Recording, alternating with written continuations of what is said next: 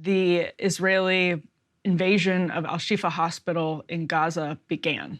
It's just an incredible kind of phrase to use in a news show. So, right, in the Israeli side, we can put the first element up on the screen. This is from the IDF. They announced that based on intelligence information and an operational necessity, IDF forces are carrying out a precise and targeted operation against Hamas in a specified area in the Shifa hospital. The IDF is conducting a ground operation in Gaza to defeat Hamas and rescue our hostages. Israel is at war with Hamas, not with the civilians of Gaza. Now, they went on to add there, the IDF forces include medical teams and Arabic speakers who have undergone specified training to prepare for this complex and sensitive environment. Ryan, complex and sensitive environment is one way to put it. I mean, that's It's not funny, but yeah, you're right. Yeah, and I think that's why people were sort of, as this became clear that it was happening yesterday afternoon and into the evening, people were sort of glued to the scenario because the humanitarian situation is. We can actually even roll clips of what we're getting from Gaza so far. We have this. Look at this. This is from inside Shifa Hospital already. Incredible scenes. Now, Israel, I think a lot of people can probably predict, beyond the IDF piece, there's senior administration officials talking to the New York Times from the U.S. saying that there are Hamas tunnels underneath the Shifa Hospital. And Tablet Magazine, before we started, Ryan, you said, well, yes, Israel knows there are tunnels under the hospital because Israel built the tunnels in the 80s. Yeah, Israel built the tunnels, and they built a kind of bunker down there. So they're going to find a bunker and tunnels. We know that for sure. So Tablet Magazine wrote, I'll even read it while we're rolling this, and people who are listening on the podcast, this is a scene, it looks like an airstrike, debris kind of blasting through the hospital. Tablet Magazine wrote, the Israelis are so sure about the location of the Hamas bunker, not because they are trying to score propaganda points or because it has been repeatedly mentioned in passing by Western reporters, and we'll go back to that point about the Western reporters again, but because they built it. Back in 1983, when Israel still ruled Gaza, they built a secure underground operating room and tunnel network beneath Shifa Hospital, which is one among several reasons why Israeli security sources are so sure that there is a main Hamas command bunker in or around the large cement basement beneath the area of Building 2 of the hospital, which reporters are obviously prohibited from entering. Back to that point about Western reporters, so a lot of reporters have talked about how if they're going to interview Hamas officials, oftentimes those interviews happen at Al-Shifa Hospital. Hamas soldiers are treated at Al-Shifa Hospital. There's no question that, and the Ministry of Health is run by Hamas. Like the idea that you're going to find the bunkers and tunnels used by Hamas is as obvious. Right. Like if you are Hamas, you're the quasi-government, of the Gaza Strip, and there are all of these tunnels, you're going to use them. So I've never been able to connect, and maybe you can explain to me how people on the right make this connection. I've never been able to connect the idea that there are tunnels underneath the hospital, and let's say there's even like a command and control center, and therefore we need to bomb the hospital.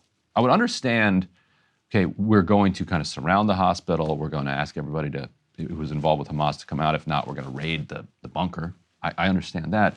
But I don't understand the connection between there are tunnels underneath Gaza. Above those tunnels are hospitals and schools, and et cetera. And therefore, we need to bomb the hospitals and schools. Like, how do people in their mind make that link?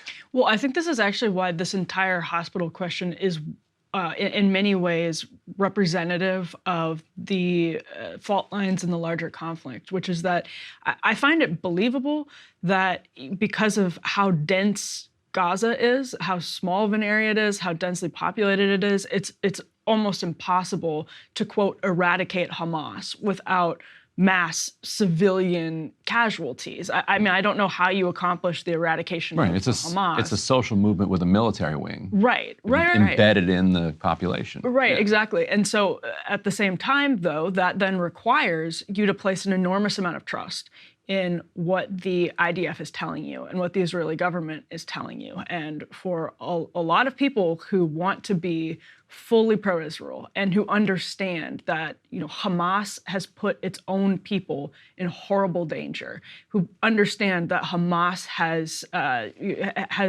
taken steps that led to the deaths of many people, because Israel can't just sit back and say we're going to, allow our civilians to be massacred without a response.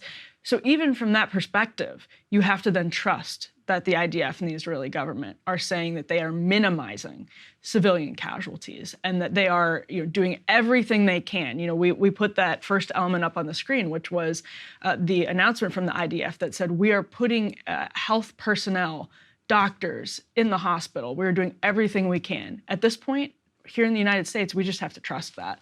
And I think that's really, really difficult for a lot of people to do. I think there are some people who are far too trusting, reflexively, sort of trusting of the Israeli government.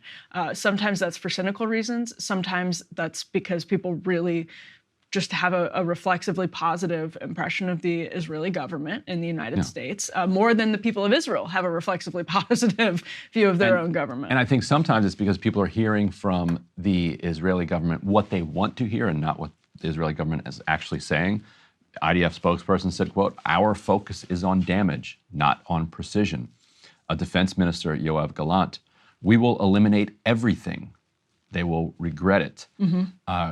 Agriculture Minister Avi Dichter, "We are now rolling out the Gaza Nakba." I was pulling together some of these quotes to see what Senator Cruz thinks about these, since he has said that we need to give unconditional and full support to Israel. But when Israel is so kind of openly saying that we will eliminate everything, our focus is on damage, not on precision, then when they actually get damage and not precision, it's easier for people to be like, well, you said that's what you were going to do. That's what you did. So we're going to go ahead and connect AOV there. No, that's a great point. We talked last week about the Rafah crossing and some of the hits that people have taken as they're trying to get to southern Gaza. In the areas where IDF told them we're safe. Yeah, and it is, highly unusual for a country that's attacked to then in any way facilitate a civilian evacuation in the course of human history. Now, that is the right thing to do in this case.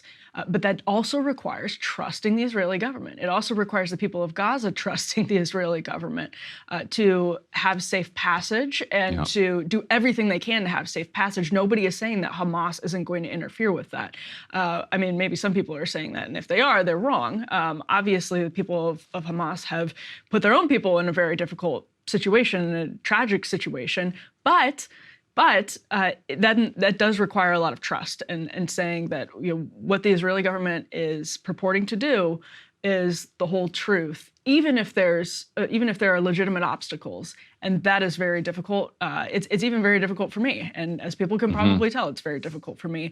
That doesn't mean anything. It doesn't mean any endorsement of Hamas. It doesn't mean anything like that. It just means that this hospital situation, I really think, Ryan, does reflect some of these broader fault lines really, really well, in a way that kind of makes it clear where the difficulties are here. And Israel has alluded to this being an intelligence operation, as you quoted earlier.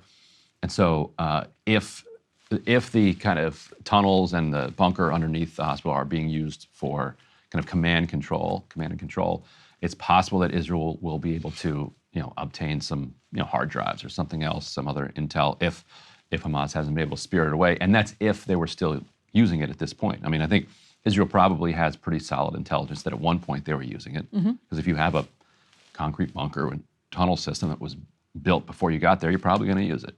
And I think people from left to right should admit that that's a plausible scenario. It'd be almost stranger, like you said, if they were not using it.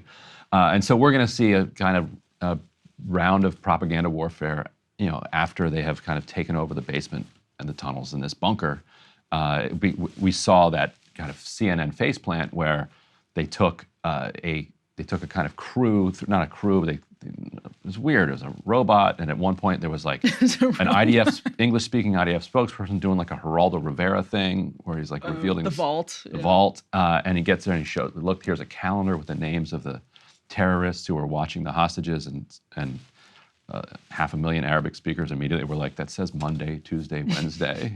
Like, do you think we're all stupid, or are you stupid, or do you just not care and you know that your supporters are going to like reflexively kind of cling to whatever you give so it doesn't matter? So we'll probably see some more of that type of kind of back and forth Meanwhile, it's gotten really cold and it's raining, and 1.7 million people don't have homes.